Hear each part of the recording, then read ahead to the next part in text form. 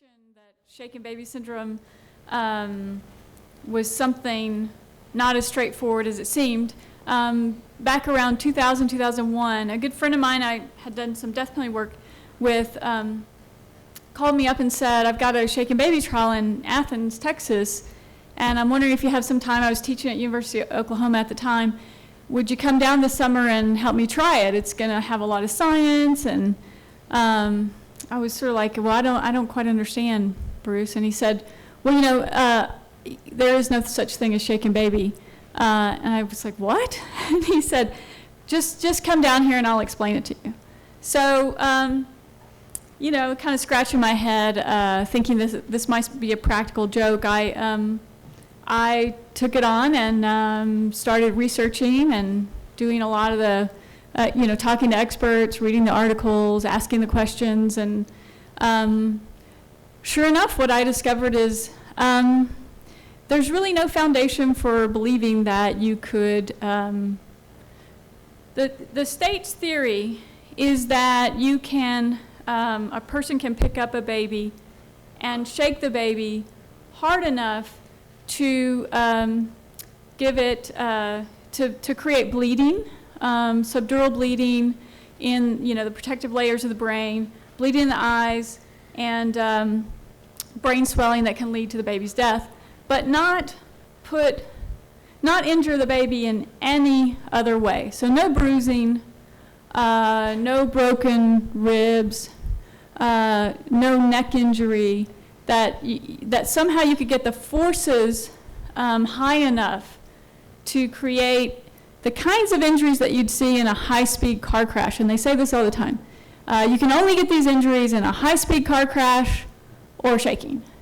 But there's been no studies, and of course, I can throw that out to you all. I mean, how would you test this hypothesis about whether shaking could cause these kinds of injuries and no other injuries? How would you go about testing that hypothesis? Anybody have any ideas? You could shake a lot of babies, but we can't do that. Take a primate and you do the same thing that's closest to you. You could do primates, right? And so there had been, before this time, yeah? I mean, if you don't actually want to shake something, then you could put a variety of accelerometers in something approximating a baby and shake it and see which ones register, and then extrapolate that to human tissue, which I imagine somebody's at least thought of doing. People have thought of doing that and have done that. So there's this whole world of science, really interesting science involved in these kind of cases. And I want to take you sort of through my evolution of learning about the science and then being involved in it. And this is one where I have to say, you know, after listening to Kathy and Rick and the prosecutors, this might be one of those areas where we absolutely disagree on the science. That we disagree that science shows what doctors say it does, and that we certainly would disagree on how reliably doctors could diagnose something like shaken baby or abusive head trauma, as it's being called now. So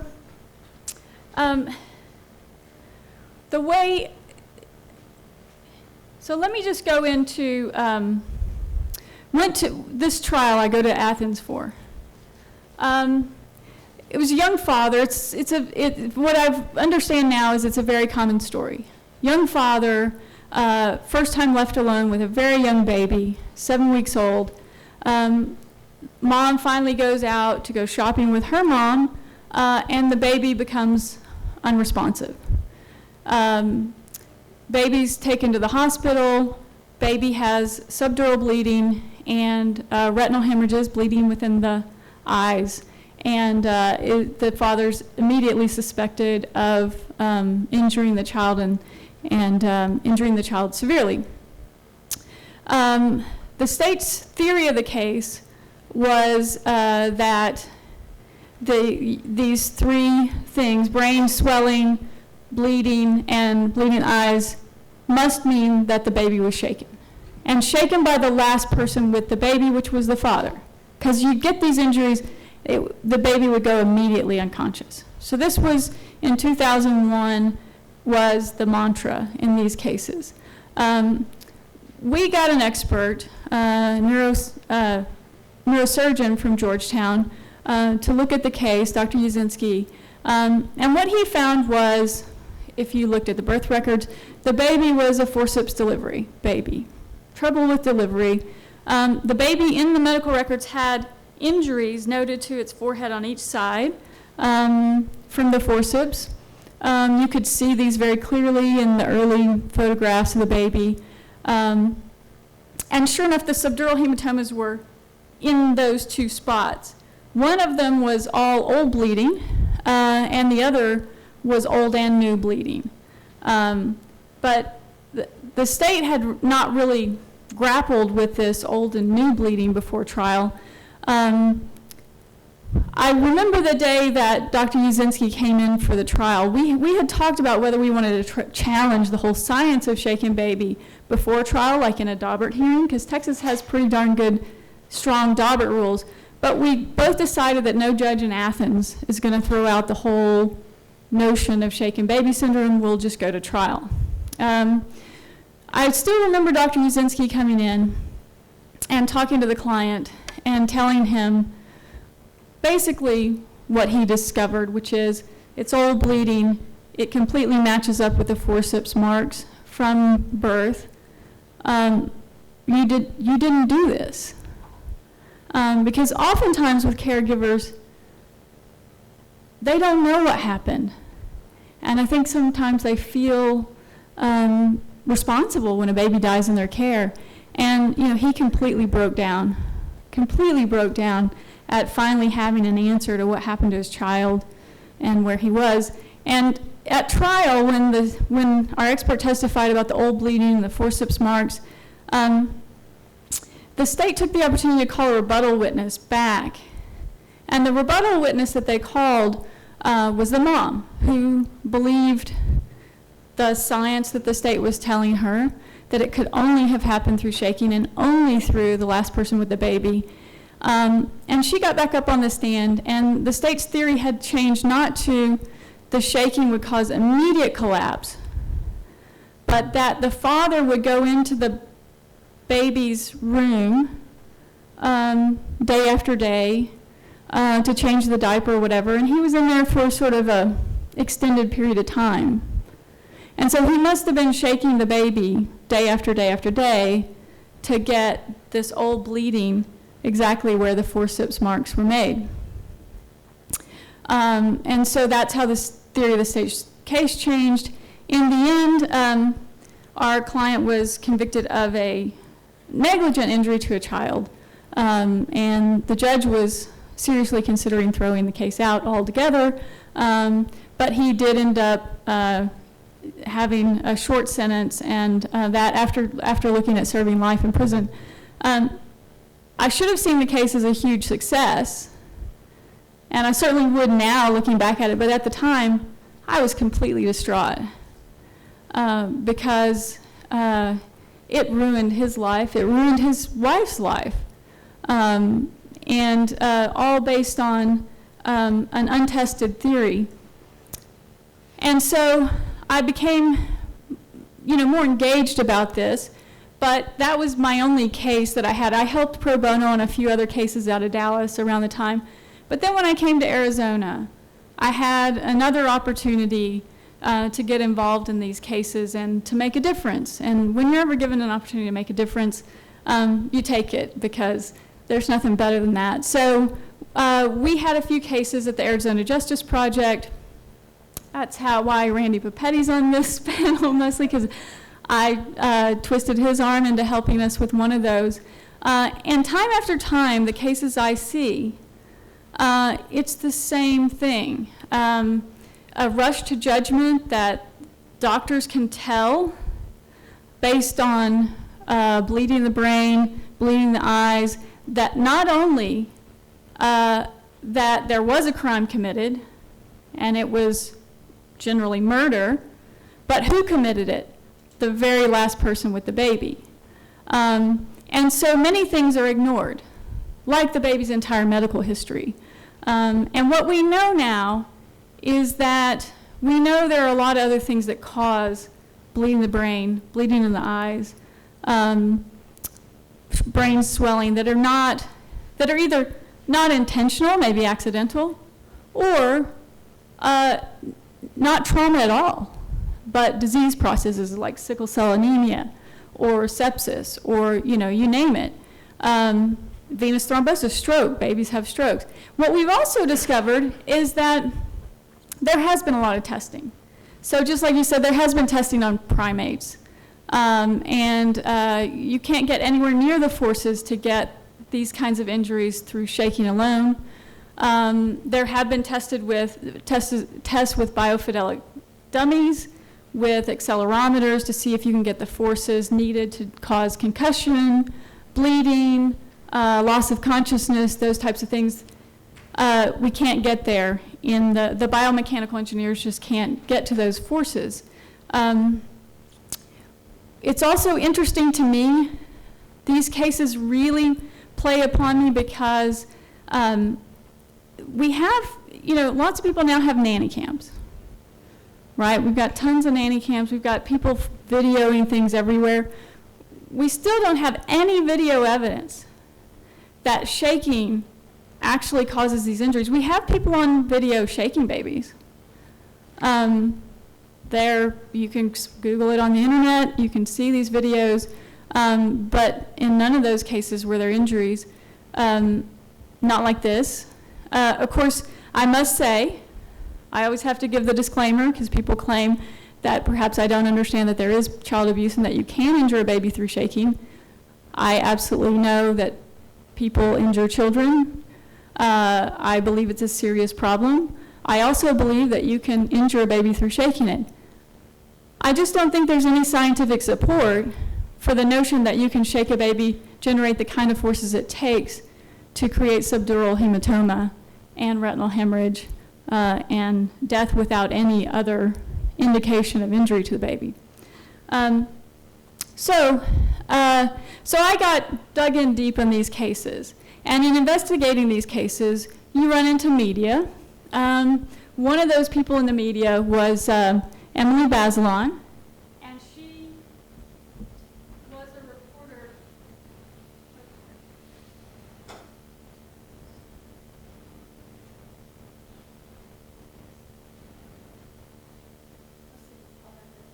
She was a reporter with the New York Times, working with the New York Times Magazine. She did sort of one of the first national big investigative reporting pieces on shaken baby syndrome.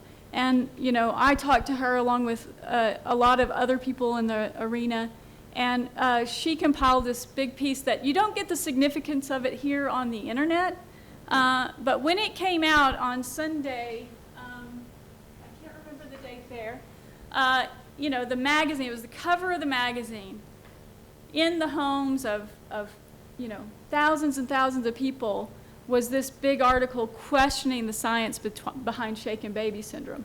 And, we thought everything was going to change. And Deb Turkheimer sort of said the same thing.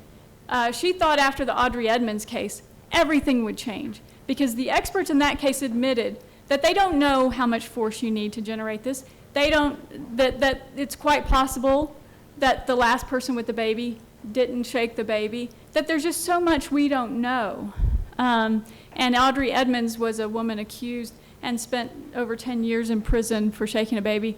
Her case was overturned in Wisconsin. And Deb Turkheimer, who had been a prosecutor in child abuse cases, said everything's going to change. I thought that about this article. So I patiently awaited, and I looked, and I know that Tom was talking to students earlier today about how you have to read the paper. Not just go online, not just watch Twitter. Because when you flip through the paper, you see things you wouldn't otherwise see. When I was looking at the New York Times Magazine the next couple of weeks, when the letters were coming in to the editor,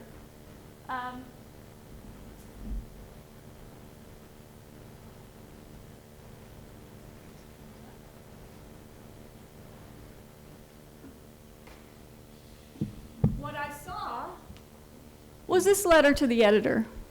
a guy named Norman Guthkelch, and unless you had been deep in the literature like I had, you may let that pass you by, but Norman Guthkelch was the father of shaken baby syndrome. He was the first British neurosurgeon, pediatric neurosurgeon in the UK.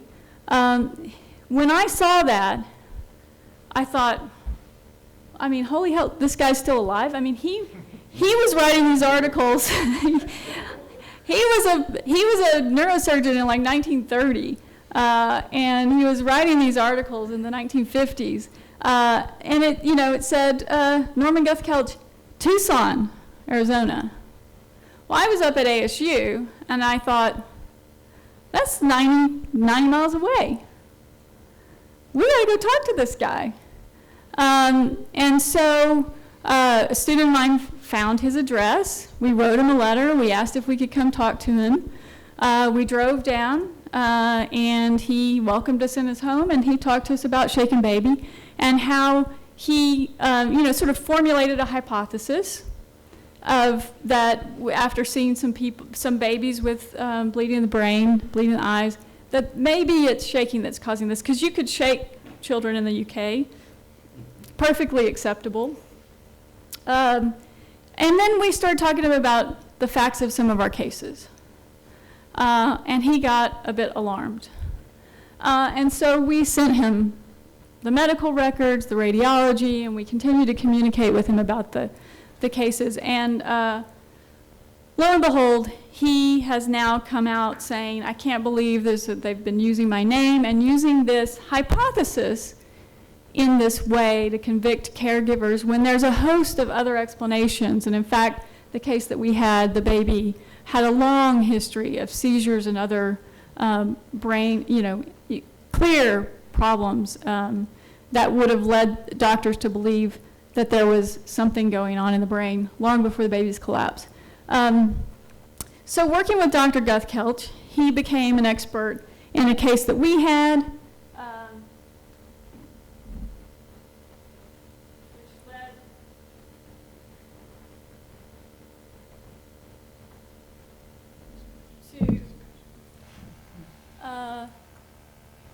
to this article about our client Drayton Witt and his wife and how they struggled through getting his conviction vacated.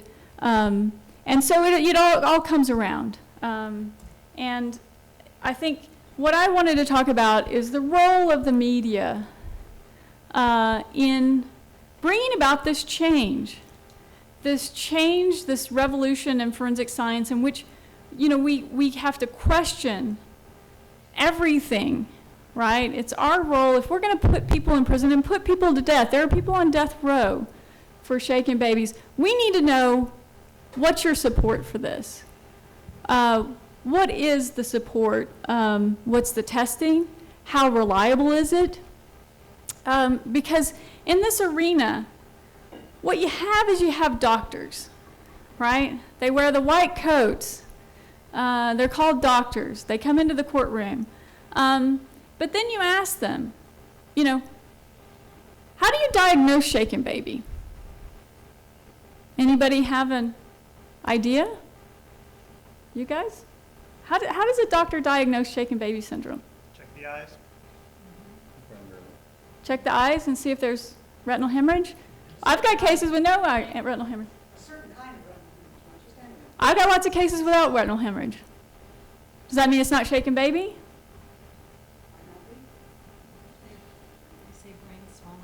Brain swelling. A lot of people have brain swelling.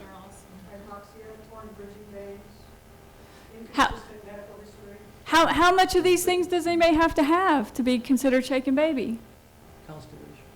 It's a constellation of injuries. What does that mean? Absolutely nothing at all. How do you differentiate shaking from a fall? How do you differentiate shaking from a stroke? Anybody have the answers to any of these questions? I can tell you the doctors don't seem to. And it changes by case to case to case. And so there is no, and now in the literature they say there is no gold standard diagnosis, which means there is no consistent diagnosis that we apply to the cases.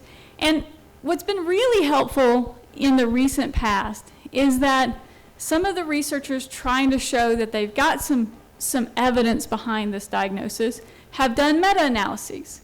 And my guess is you all know a bit about meta-analyses, where they look at all the literature out there and they try to determine, in those cases where we're trying to decide what leads to the diagnosis of abuse, what different factors what different kinds of medical indications do we have to feel like we can reliably, what's the positive predictive value that it's shaken baby syndrome or abusive head trauma? And what we've found is that, what's interesting to me is that in those studies, they come up with, there's been several now, they come up with about a group of about 1,000 cases, right? 1,000 babies that have entered the hospital with intracranial bleeding. And that's how they become involved in the study. And out of those 1,000, usually there's about 33% of them have been determined to be abuse. So the first question is, the 66% of them, what were those? I mean, what? And then of the 33%, which have been determined to be abuse, how did we determine that they were abuse? What likely led to the determination of abuse? And they go through the different factors. Like, how big of a factor is it that retinal hemorrhage was involved? That's pretty big. That's a big positive predictive value. What about broken ribs? A little less so, but pretty positive predictive value. How about bruising to the head or neck? Not very predictive. How about skull fracture? Not predictive at all. More in line with non-abuse. But by far, by a factor of 10, beyond any other thing that you can see in the medical history of a child, what predicts that something is called abuse rather than non-abuse? Any guesses? And doctors are making this decision. Inconsistent history by the caregiver. Now you got to ask yourself, what is an inconsistent history by the caregiver? Any guesses? You didn't like the explanation you gave for the injury. The explanation doesn't fit the injury. So what would the explanations be? I don't know. I have no idea. Baby had a fall. Baby had a fall. That's inconsistent. So really, with the best of studies, what we've keyed in on is by far the most important factor in determining whether somebody killed their child is whether we believe their story is consistent. It so far so far goes beyond any other factor that the doctors look at. So I'm still very perplexed about what leads a doctor to consider something shaking versus non-shaking, and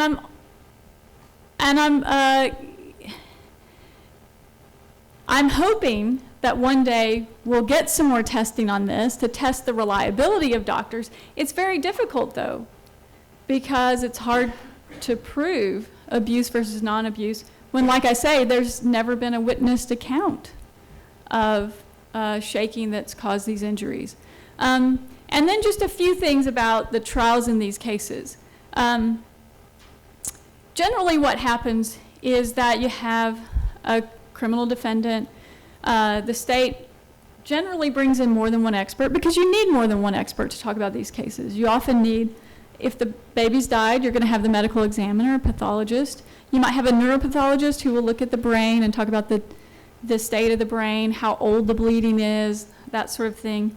And then you'll have a radiologist. So those people are pretty essential.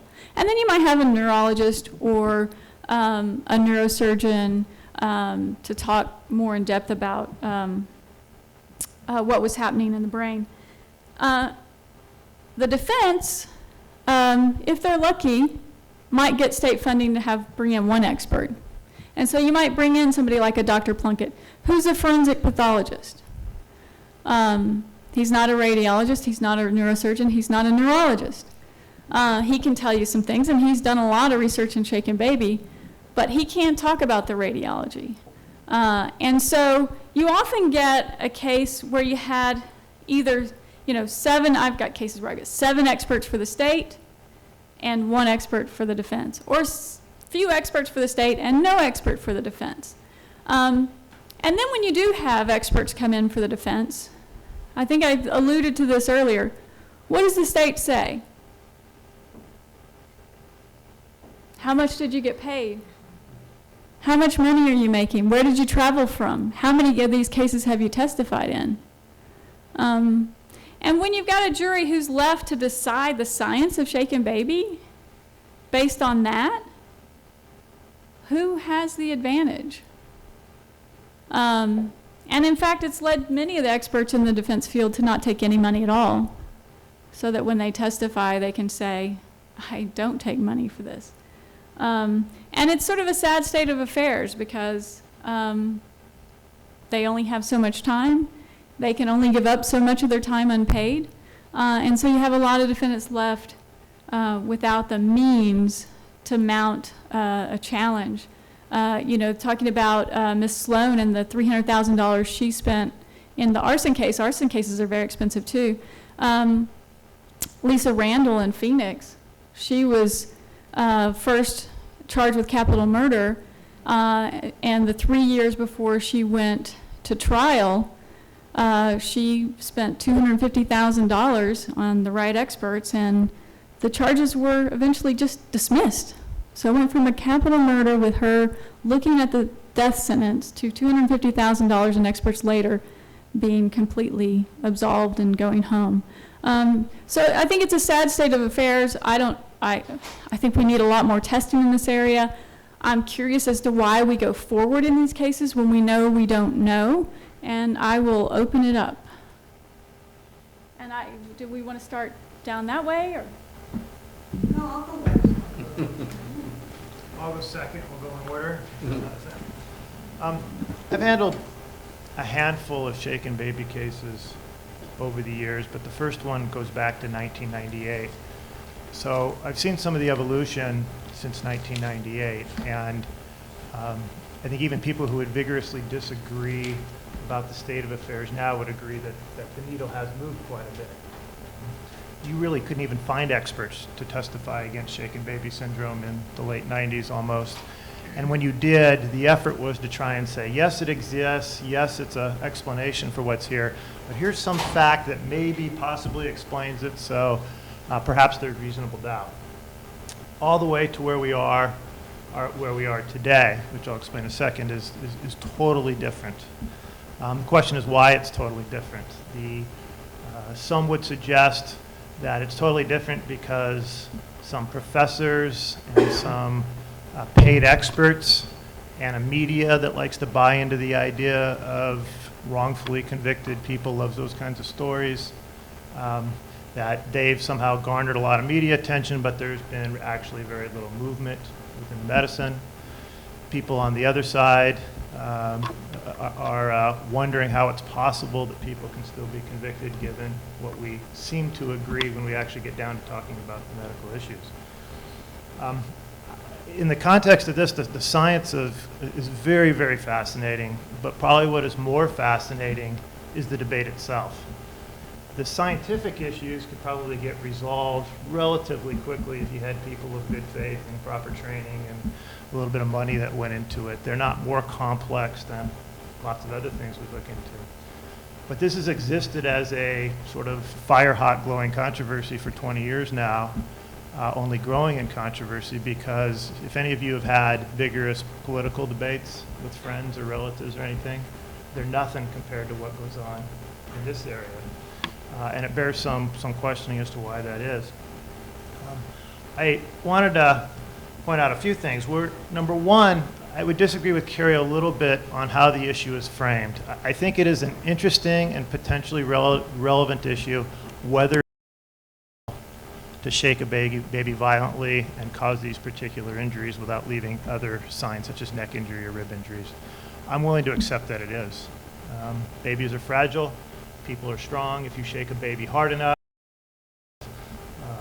oxygen to be cut off. You could cause neck injuries that can be difficult to detect in a particular case. It's quite possible you can shake a baby hard enough to cause this. But I don't think that's a relevant issue. The relevant issue is whether a doctor can look at a baby who presents often unconscious or very sick without signs of obvious battering or trauma or abuse, and look in that baby's eyes, look in that baby's bleeding on the brain, and be able to tell reliably enough to convict people of murder, reliably enough to sever parental rights, can tell reliably enough from those kinds of signs that it was in fact violent shaking or something. And on that issue, I would vigorously disagree with anyone who thinks that the science comes anywhere close to that. Let me give you just a very quick understanding of how we got where we're at. Child abuse was rarely prosecuted in the 1950s, going into the early 1960s. It was regarded as a personal issue among the family. If the baby was hurt badly enough, it was treated. If it was absolute neglect of the baby, perhaps the police would get involved. But some of the social service agencies that we take for granted now didn't exist. Doctors played almost no role. They would treat kids, they would see kids they suspected had been abused, but it was rare for a doctor to get involved and quite possibly risky for a doctor just to make an accusation against the parent. And in 1962, an individual doctor, an influential pediatrician, wrote an article about the prevalence of child abuse and calling out everyone in the pediatric community saying, we have a role to help stop this. We need to protect these children. And calling for things like mandatory reporting laws, encouraging doctors to have a high index of suspicion. In 1962, there was not a single mandatory reporting law in the country. You know what I mean by mandatory reporting law, where a doctor who suspects abuse has to call and report it. By 1967, every single state had a mandatory reporting law. By the early 1970s, there was now an entire network that didn't exist a decade earlier in terms of things like CPS, various social service agencies, parts of police departments, special prosecution units. A whole web developed in a relatively short time to protect children in this country. And the literature went from this to explosive in terms of the quantity of the articles written about how doctors could reliably distinguish between abuse and accident or abuse and disease. Out of nowhere, a whole body of literature. And it was written in large part by pediatricians. And during this period of time, pediatricians started specializing. Many of them started specializing in child abuse. In 1971, that Dr. Gethcoach wrote and said, I'm seeing these kids who don't show any signs of battering or outward signs of abuse, but they've got this retinal hemorrhaging, and they've got this bleeding. And I can't figure out how it happened, but I'm going to suggest that perhaps it could happen from shaking. And within a decade after that, some people followed up on it right away. Within a decade, shaken baby syndrome went from an explanation of a possible cause of these injuries to articles being very confidently written stating it is the cause of these injuries. In other words, if these injuries exist, it meant the baby was violently shaken. You can follow the literature, and it's now generally agreed that it was an accepted medical diagnosis long before there was actually scientific validation. Most of the people defending it agree that most of the validation came after it became generally accepted. Well, with all these new people involved in trying to prevent and prosecute child abuse, with all this new literature agreeing without any question that if a baby had these conditions, it meant child abuse, shaken baby prosecutions took off. And it took off by the hundreds. It's difficult sometimes because the names weren't always used the same way. But hundreds, and if you involve family court cases, thousands of these types of cases. The name changed, though, because when they started testing whether or not you could shake a kid hard enough through the biofidelic dummies, whether you could shake them hard enough to cause these injuries, they couldn't replicate those kinds of forces that they believed were necessary unless they also impacted the head. So instead of making them say, well, maybe shaken baby syndrome is a questionable diagnosis, they just changed the name. It became shaken impact syndrome. No one really paused to ask, well, if you need an impact, why do we need the shaking? But it became shaken impact syndrome. And the suggestion became the baby's head was primed and then you shook it. They then began, the major medical organizations published statements that were very influential. The National Association of Medical Examiners, the American Academy of Pediatrics, published how we know it is, gave the real underpinnings for how we know it is that shaking is what underlies this. And they took the three symptoms, the three findings that were often found, and they explained how we could trace them to violent shaking. The brain injury, the brain swelling, was caused by tearing of neurons on the surface of the brain during violent shaking, something they had seen in severe car accident cases. The subdural hemorrhage, the bleeding in a certain layer around the brain, that was caused by torn bridging veins, a traumatic tearing of those veins. And the retinal hemorrhages, it was speculated, it was written, were caused by actual trauma to the eyes, a ripping of the retina away from other parts of the eyes during shaking. So the experts would not only testify that way, but they would show animations that would show shaking, would show ripping of the neurons, which would show bleeding coming from the torn bridging veins, and would show the capillaries bursting in the eyes from the shaking. By 2001, those organizations had republished their findings on this, and shaken baby syndrome was absolutely accepted as of 2001. Today, fast forwarding, it's generally accepted that the swelling that was found in these shaking cases wasn't caused by tearing of neurons on the surface of the brain. Instead, it was just caused by something called hypoxia, which is a lack of oxygen. Hypoxia can be caused by many different causes. When they went looking for cases where had the subdural veins ripped, more often than not, they couldn't find any actual subdural veins ripped. And now, generally accepted that at least one explanation is that it comes from within the dura, within the lining itself, which could be caused by a combination of hypoxia and other things, as opposed to tearing of any veins. And the retinal hemorrhages, when they actually started looking for them, a retinal hemorrhage isn't something you can just look in a kid's eyes. You have to have an indirect ophthalmoscope to see.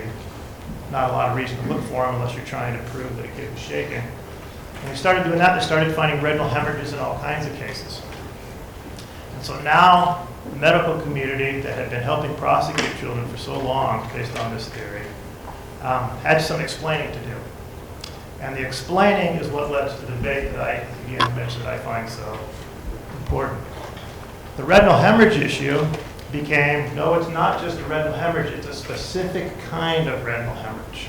In other words, these microscopic hemorrhages in the back of the eye, which for 20 years had not been distinguished really much based on type. Now, if they look a certain way, I'm not sure to who, I guess to an eye doctor who, of course, has no clue or experience in what causes injuries. They treat eyes, they don't know what causes injury. And of course, retinal capillaries don't know the difference if someone smacked a baby or if a baby fell off a counter. But it became specific, became an ever-changing target. It had to be a specific type. The swelling around the brain, it wasn't caused by, perhaps it wasn't caused by tearing the brain, it was caused by hypoxia, but perhaps the hypoxia was caused by the shaking. And most of all, it became the strategy for defending the diagnosis, as far as I'm concerned, became to tear down anyone who challenged it. Two of the leading experts who started coming out and challenging shaken baby syndrome were prosecuted for perjury. I cross-examine experts for a living. All experts can be capable of cross-examined. The amount of experts that are challenged have perjury claims brought against them is extraordinarily low. They started bringing actions in some of the major medical organizations against these experts. It became extraordinarily undesirable. You're going to see a film that talks about some of that I think makes an important contribution there. I was naive enough, and I'm sorry I'm taking up extra time, but I was naive enough when I started doing these cases and took the time to sort through some of the talking points and read all the literature, and compile all the literature and try and understand where everybody was coming from. I thought that I could go to people like Phoenix Children's Hospital, where at least in Maricopa County most of these cases originate from, and I could maybe sit down and start a dialogue with some of the people there, because I had actually interviewed one of their top doctors who told me he was testifying inconsistent with the literature.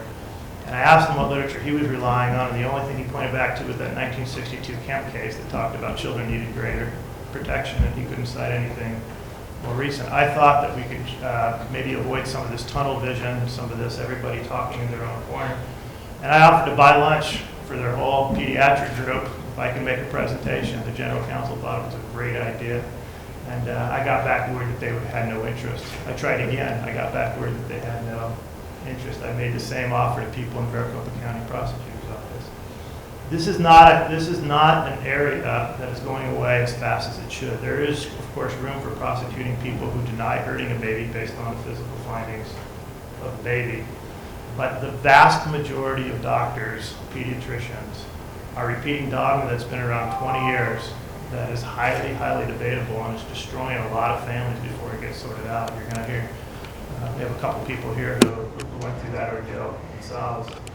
And the reaction of it, of a constant flow of talking points, such as that they're all paid. Every case I've ever had almost, all my experts work for free while they were criticized by people on the other side who were getting paid. So I really wish this would get solved in a responsible manner. The science, like I said, is not that complex. There's a couple of things I'll leave you with that ought to make people really scratch their heads. If you think about it, if people shake babies because they're in a rage, right, or they're abusing baby, don't control themselves, they lose control, you would think it would be roughly 50-50 between boys that are abused and girls that are abused.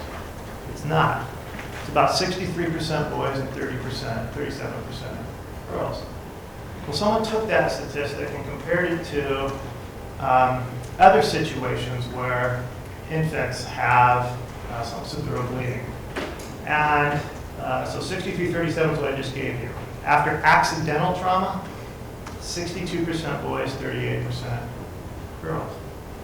After birth trauma, 65% boys, 35% girls.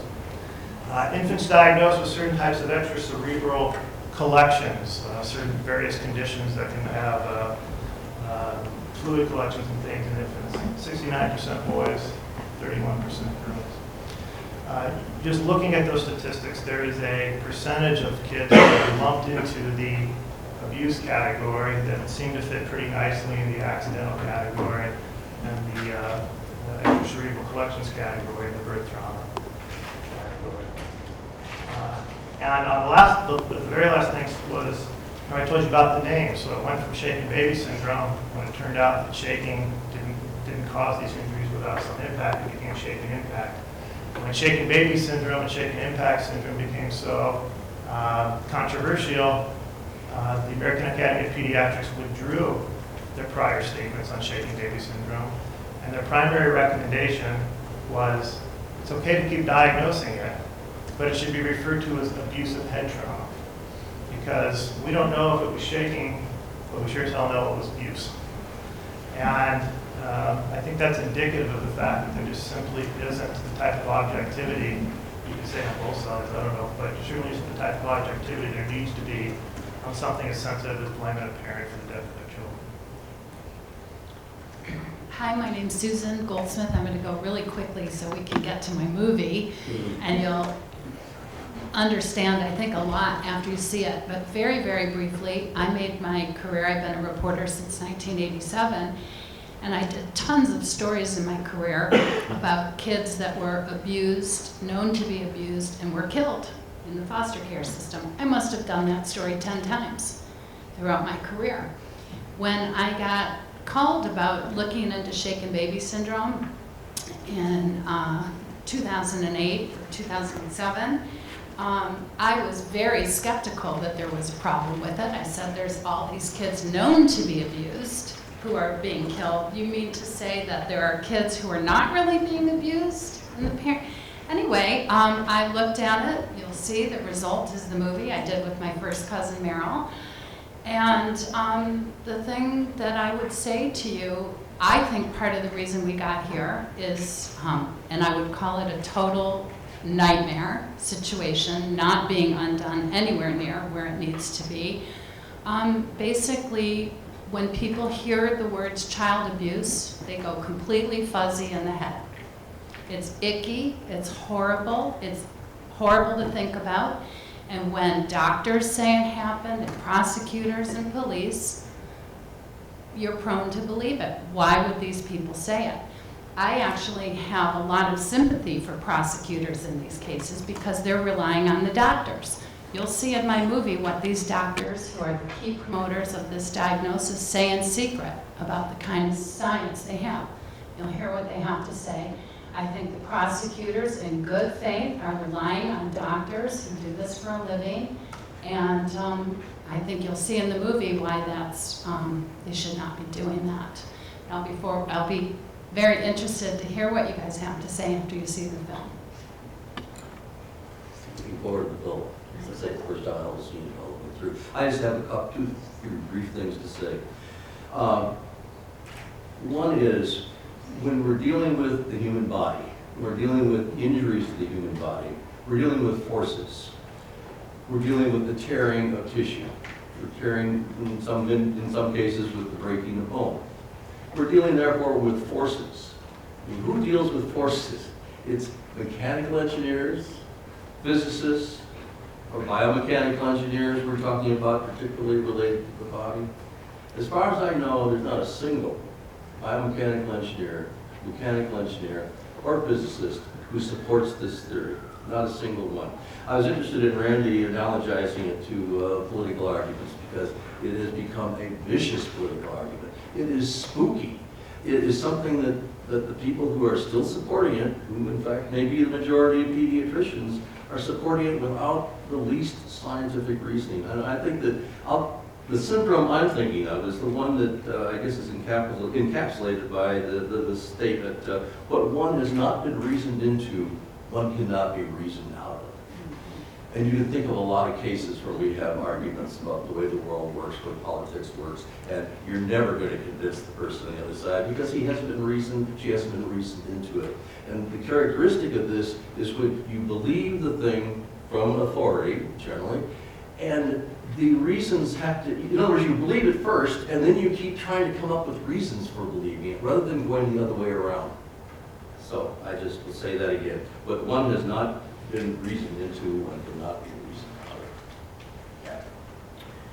Well, as the only person here who actually believes in abuse of trauma, let me say why I do and how our office and the medical community here in Pima County approach these cases. First, let me say that there's no such thing in either our office or in the medical profession that assumes that a child has been a victim of child abuse. And there are several reasons for that. That's not part of the scientific method. Scientific method for physicians, and this is a medical diagnosis, and they make this diagnosis the way they make every other diagnosis, is rule out every other possibility that might be the cause of these injuries to this child. And there's some real practical reasons for that. These doctors get pissed off when we send them a subpoena, or we call them up and request that they come meet with us in our office, or we go to their office. They have to get interviewed by the defense bar. They don't like being taken away from their practice. Given a choice between a differential diagnosis that may not have anything to do with child abuse and diagnosing abusive head trauma, they're far going to go the differential diagnosis has nothing to do with child abuse. So I will start there. The second is that we don't take these cases to court and try to indict people unless we have something in addition to this whole, as Dr. Reese described it, cascade of injuries. Yes, you're right. It has to be a certain kind of retinal hemorrhages because there are other kinds of retinal hemorrhages that occur in other ways. The brain bleeds have to be massive. There's more than just those three things. And people can poo-poo, I suppose, medical histories, but what's the first thing that a doctor asks you when you go in for any complaint that you may have? How long has this been going on? What was the onset? How does it feel? What have you taken to deal with it? That is no different than in a diagnosis of child abuse. And I'll give you an example. The reason why these are important, particularly in child abuse cases, and we're only talking about one kind here, but there's a lot of other child abuse cases out there. Broken bones, where we have two-month-old infants. It's alleged that they fell off the couch, they rolled off the couch and broke their arm. It's developmentally impossible for a 2-month-old infant to generate enough mobility to roll off a couch and break his or her arm. Well, that's a cause then for other concerns that a doctor should and needs to look at. We have defendants in cases who say, I didn't really, the burns to my child as a result of that curling iron is because she pulled it off by the cord and it just glanced along her arm. When the medical diagnosis is third-degree burns, and it takes a sufficient amount of time to inflict a third-degree burn on a child. So medical history should not be, an inconsistent medical history should not just be ignored. And there's another reason for that, because there are typically 2 medical histories given by the caretakers or the providers of this child. There was a shortfall, something less than 4.5 feet, or I just walked into the baby's room and the baby was just like this and I have no idea why. Babies don't get in that condition without something.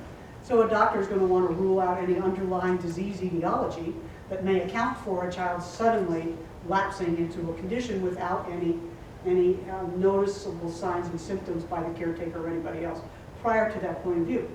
The thing that's important and the thing that the medical community, the pediatric community, the Centers for Disease Control, and the prosecutors who practice in this area is the review of the literature as it relates to shortfalls.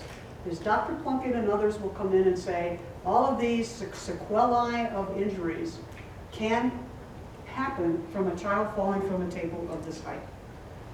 All the studies that have been done, and there have been a lot, say that you do not get the sequelae of injuries from that kind of a short fall. We'd all be dead. All the times we fell over or down the stairs, tripped over something, ended up with a bruise to our face or even a skull fracture. We can get a skull fracture from landing on a cement floor. But I will agree that the science is evolving, the science has changed, and we do not take these cases lightly. What I would like to propose is that, and I agree that there needs to be an overarching sort of look at this, because there's a difference between running a test with a dummy and then trying to extrapolate that to a human tissue, particularly in infant. And so we sort of dispute the biomechanical necessity to evaluate that, because we know that we have this set of injuries and ruled out every other cause for it, other than this medical diagnosis that's been generally accepted for 20 plus years. And I've had biomechanic people come in and testify in my cases. But I would not be at all opposed to looking at it from a variety of points of view, but it has to include pediatricians and the CDC, as well as folks like Tom and others. What I would also say is that it is very easy, and this is where your role as journalists is important, to say that we don't find any basis in our discipline for this medical diagnosis, therefore it's bad and it should not come into the courtroom. Because there are a lot of individuals in a lot of different disciplines who theorize about things, write a paper, and that unquestionably becomes the diagnosis of the day. I'll give you an example. Temporary brittle bone. Temporary brittle bone was all the rage about 8 years ago, based on one paper from one physician in Britain who came to testify in one of our cases that this was temporary brittle bone disease, the child would grow out of it, this is a brand new diagnosis, and the folks were acquitted as a result of that, even though there's nothing in the medical literature to support it, and all our pediatric orthopedists said that was baloney. Well, it turned out that it in fact was baloney. That particular physician from Great Britain, his theories were totally debunked. He was discredited. He's had to withdraw his paper, and he's lost all of his support in the area of pediatric orthopedics. So we just really need to question, and I don't care if you question it from my side. If you get an article that says SBS is BS, then I think it's incumbent upon you to talk to us, talk to pediatric neurologists, and ask them why they don't agree with what the other folks at the table say. That's all we're asking in terms of how journalists respond to these issues, rather than just publish an article that says no one believes in SBS and prosecutors are all evil who do it. Thanks. I want to put it, I don't blame prosecutors. I blame Advanced Children's Hospital doctors. I would say just as one tiniest point of rebuttal at the end.